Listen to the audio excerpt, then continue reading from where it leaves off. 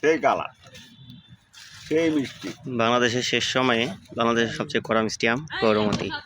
আমাদের সেই স্বাদ, এত স্বাদ কেন রে?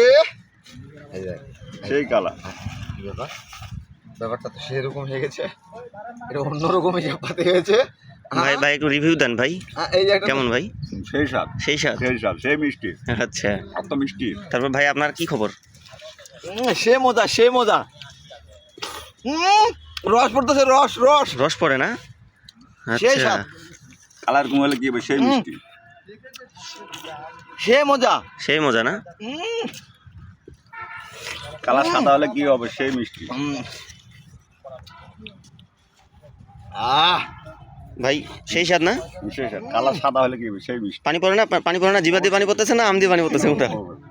সেই মিষ্টি, আম দে ভাই, আম দে, আম দে। আমাদের সেই রস পড়ছে। আচ্ছা আচ্ছা।